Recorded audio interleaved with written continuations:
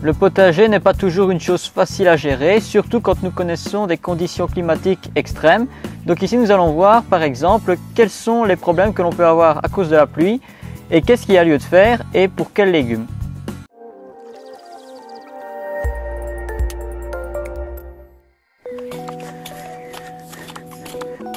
Alors on peut voir qu'ici je suis en train de griffer le sol.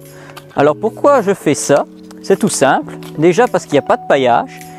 Le paillage normalement est prévu pour retenir l'humidité, garder la fraîcheur, et en même temps éviter les mauvaises herbes, donc les plantes indésirables. Mais ici, il fait relativement pluvieux, on a beaucoup d'orages, beaucoup de périodes d'averses à cause de dépression, ce qui fait que la pluie en grosse quantité, elle est en train de tasser notre sol. Et donc ici, le paillage à la limite, il ne sert pas. Pourquoi? Parce que on ne cherche pas vraiment à garder l'humidité, on cherche à l'évacuer. Donc ici, qu'est-ce que je fais? Je griffe le sol. Ça va faire deux raisons. La première, déjà aérer le sol, parce que on peut remarquer juste à côté où je n'ai pas griffé, le sol est quand même assez compact, assez aplati. En fait, la pluie a le rôle d'aplatir le sol. Et le fait de le laisser comme ça, qu'est-ce que ça va faire? L'eau va s'accumuler, surtout s'il fait des fortes pluies, elle ne va plus s'évacuer et elle va faire des marais, des petites flaques. Et le fait de, après par exemple une averse, une fois que l'averse est finie, on griffe le sol. Ça va permettre de recasser la croûte terrestre et ça va permettre à l'eau suivante, donc la pluie suivante, de pouvoir rentrer dans le sol plus facilement. Et ça va éviter d'avoir une humidité constante en surface. Alors ça a aussi un deuxième avantage, c'est que ça permet d'éviter l'apparition des plantes adventices. Donc on peut voir que le sol ne contient pas de mauvaises herbes. J'ai eu des gens qui m'ont posé la question, comment vous faites pour avoir une terre aussi jolie, aussi entretenue? Ils pensent que je fais mauvaises herbes tous les jours, mais ce n'est pas le cas. Le simple fait de griffer, ça va faire quoi? Ça va remuer le sol, donc la partie qui est au-dessus, si je passe un coup de griffe, elle va se retourner, un peu comme si on bêchait. Et qu'est-ce que ça va faire? Les graines qui sont en surface, qui vont germer, elles vont se retourner, et même celles qui sont germées et qui ont fait des petites racines, le fait de les retourner, ça va mettre les racines à l'air libre, et donc ça va tuer les petites plantes adventices avant qu'elles n'aient le temps de s'enraciner et de se développer comme il faut. Et le fait de faire ça régulièrement, on évite ce problème-là et on a toujours un potager nickel. Alors, il n'y a pas que la pluie au niveau du sol qui est un problème. Pour certains légumes, ça l'est aussi. Donc nous allons voir maintenant quels légumes ont des problèmes à cause de la pluie. Donc ici, nous sommes dans la serre aux tomates. On peut voir qu'elles ont quand même déjà bien évolué depuis la fois dernière. On avait déjà fait une vidéo sur comment tailler les gourmands des tomates, la double tige et les feuilles du bas à supprimer pour l'arrosage. Maintenant, on peut voir qu'elles ont quand même densément peuplé la serre. Maintenant, c'est dû à quoi? Elles sont dans un milieu quand même confiné à la chaleur. La serre retient une partie de la chaleur qu'à l'extérieur il n'y a pas. Et elles sont protégées de la pluie, donc on arrose régulièrement, il ne faut pas oublier. Et surtout, le fait qu'il n'y ait pas de pluie, elles sont dopées. Et donc ici, je taille quelques feuilles. Pourquoi? Parce que le fait qu'elles soient denses comme ça va créer des problèmes au niveau de l'aération de la serre. D'ailleurs, c'est toujours important de laisser une partie de la serre aérée, ouverte, pour éviter l'humidité constante et qu'il y ait un effet de mini-serre, ce qui va risquer de faire apparaître le mildiou qui se développe surtout quand on a du temps comme on a pour le moment. D'ailleurs, beaucoup de gens m'ont déjà alerté sur le fait que leur culture était ravagée par ce champignon. Et donc le mildiou, ça consiste en quoi? C'est une tache qui va apparaître sur la feuille en premier, qui va ensuite coloniser les tiges par pourriture, c'est comme une pourriture. Et après, ça va atteindre la tige principale. Une fois que la tige principale est atteinte, c'est fini, il faut tout arracher. Surtout, ne pas les jeter au compost. Même les feuilles que vous allez supprimer, parce que si ce ne sont que les feuilles qui sont atteintes et de taches, vous pouvez couper les feuilles atteintes pour retarder son développement, mais il ne faut jamais jeter les feuilles au compost. Pourquoi? Le champignon va être dans le compost et une fois qu'on va remettre ça dans notre potager l'année suivante, si on remet des tomates, elles vont l'attraper d'office. Donc ça, soit vous les brûlez ou alors vous les jetez très loin de chez vous et de façon correcte.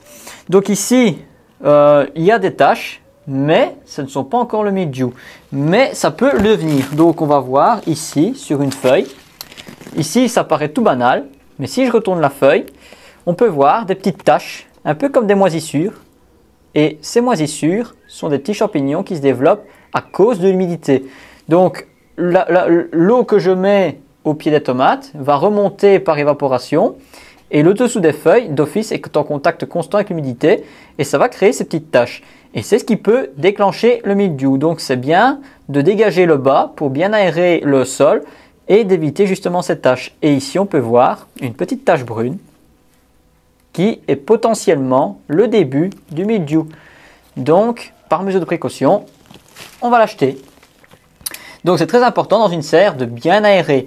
À l'extérieur, pour ceux qui ont des tomates en pleine terre, il n'y a pas d'aération possible, c'est les conditions climatiques qui vont le faire. Mais là aussi, c'est important de clarifier vos pieds pour bien aérer le centre de la plante parce que généralement, le mildiou se développe dans l'endroit le plus confiné, le plus caché de la tomate. Et c'est ce qui fait qu'on est des fois surpris par le développement rapide de cette maladie parce qu'elle se met dans des endroits isolés et très renfermés. Donc il faut bien aérer le plant pour éviter ce problème. Maintenant, il existe une solution naturelle avec une plante qui va permettre de traiter préventivement ou curativement nos pieds de tomates pour cette maladie. Donc maintenant, nous allons aller voir cette plante en question. Donc ici nous avons vu qu'on pouvait éventuellement attraper le mildiou. Bien sûr c'est une période quand même qui est assez tôt dans la saison, mais il ne faut pas oublier qu'ici en Belgique et aussi en France on a des climats en été qui sont très variables et c'est pas parce qu'on a eu un été très chaud l'année passée que ça va toujours être le cas et il faut toujours anticiper. C'est ça aussi le jeu du jardinage et du potager, c'est qu'il faut toujours s'adapter aux conditions climatiques. Donc ici nous avons une plante que vous connaissez sûrement parce que c'est très envahissant, ça atteint bien les massifs et c'est dur de s'en défaire. Il s'agit de la prêle, donc le nom latin c'est Equisetum. C'est une plante qui pousse généralement dans les endroits marécageux ou en tout cas dans des zones humides, fraîches. Et donc c'est une plante qui est aussi très invasive parce qu'elle se déplace par rhizome. Les rhizomes ce sont des racines qui sont assez grosses, qui se déplacent dans le sol.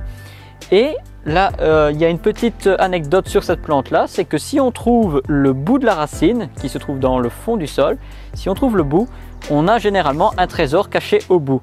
Pourquoi cette anecdote? Parce que c'est tellement impossible d'avoir la souche mère que c'est quasiment impossible de trouver le trésor.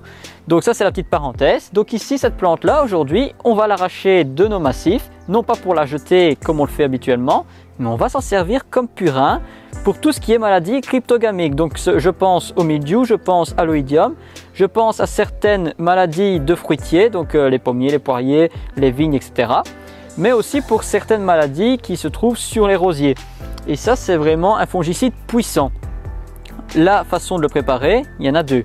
Il y a la première, c'est un purin à macération lente. Donc il suffit de cueillir l'équivalent de 1 kg de prêle que vous hachez finement ou que vous coupez avec des ciseaux très fins.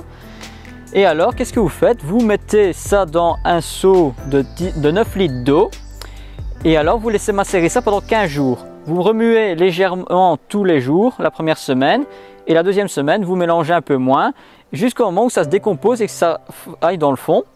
Après quoi, donc vous récupérez au bout de 15 jours la macération, vous filtrez parce qu'il va y avoir plein de dépôts.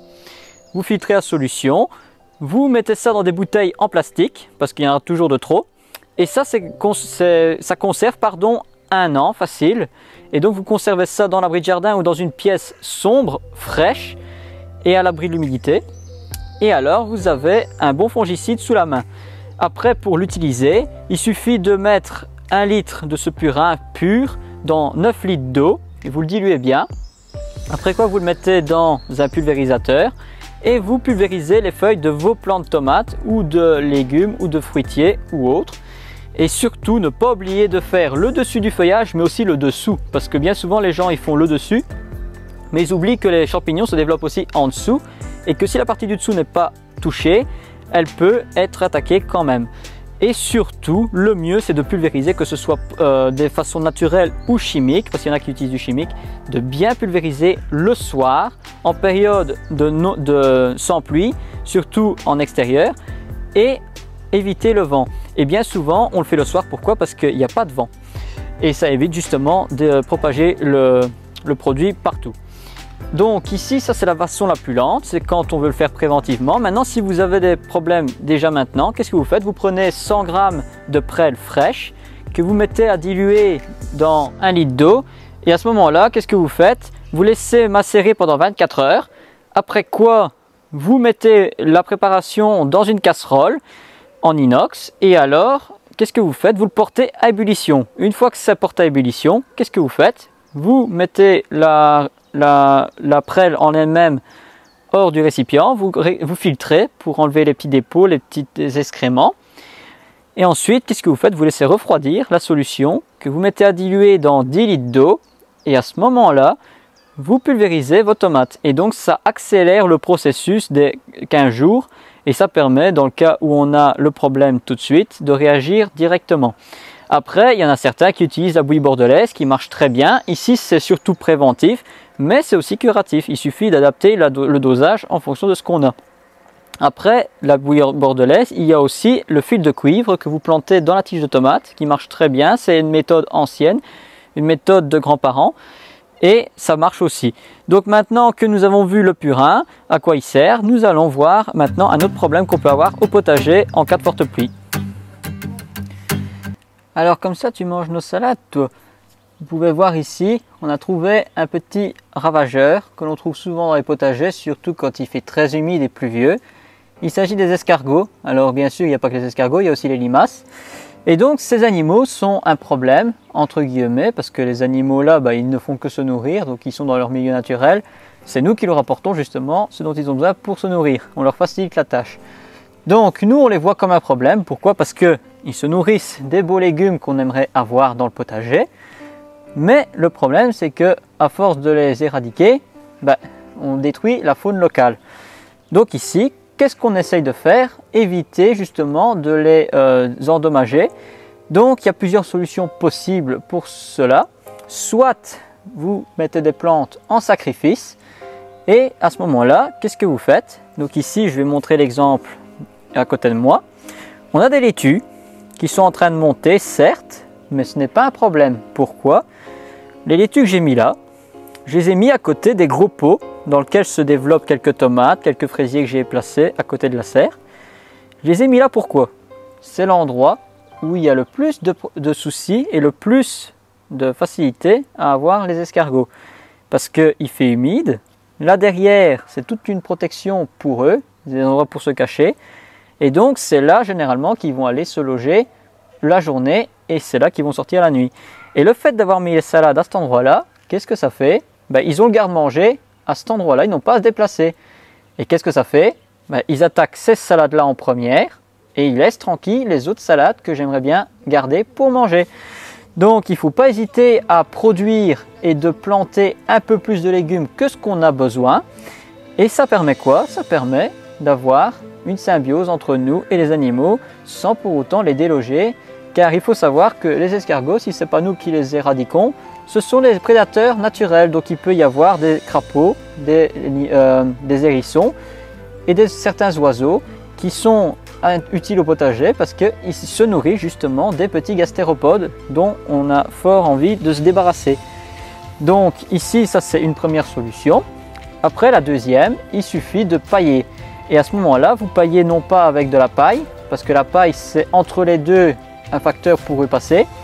Vous pouvez mettre du sable, parce que le sable c'est rêche. Quand ils vont passer dessus, la muqueuse va se désagréger et donc ça va le démanger.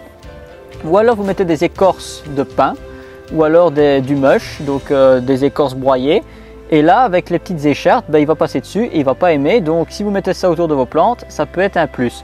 Maintenant, il existe une autre solution, c'est la rhubarbe. Donc la rhubarbe, ça peut paraître surprenant, mais si vous faites un purin de feuilles de rhubarbe, je ne saurais plus dire le dosage, à la limite je mettrai sur la vidéo. Vous faites un purin et vous arrosez le contour de vos plantes avec. Ça va nourrir votre plante, surtout les laitues, parce que c'est de l'azote. Et surtout, l'odeur va éloigner les escargots et les limaces. Donc ça peut être une autre solution contre ce problème. Maintenant, pour tout ce qui est les oiseaux, si on ne les embête pas, ils vont venir eux-mêmes se nourrir de ces petits animaux. Donc maintenant qu'on a vu ce problème-là, nous allons voir un autre point. Donc ici nous sommes devant un pied de courgette, Black Beauty, courgette verte. Et je voulais faire une parenthèse sur ce légume pour deux raisons. La première, c'est celle que beaucoup de gens posent comme question. Pourquoi ces fleurs-là donnent de longues tiges et donc pas de fruits, et celles-ci donnent une fleur et un fruit? C'est tout simple, tout ce qui est courgette font des fleurs mâles et des fleurs femelles. Et donc la différence c'est quoi? C'est que les fleurs mâles font juste la fleur et les fleurs femelles font le fruit. C'est la façon de les reconnaître. Par contre, une chose qui est importante à savoir, c'est que la fleur mâle n'est pas inutile, elle est même délicieuse à manger. Vous pouvez la manger et ces différentes préparations vont permettre de faire différents plats. Donc voilà, c'était la petite parenthèse pour le fruit parce que j'ai beaucoup de gens qui me demandaient. Et alors un deuxième point, c'est que ici les feuilles sont encore bien vertes, mais avec les fortes pluies qu'on a, il va y avoir un problème récurrent et qui n'est pas vraiment un problème parce que la courgette supporte ce problème. On peut voir ici des petits dépôts blanchâtres qui apparaissent, c'est de l'oïdium, donc c'est un champignon qui se développe quand il fait très humide.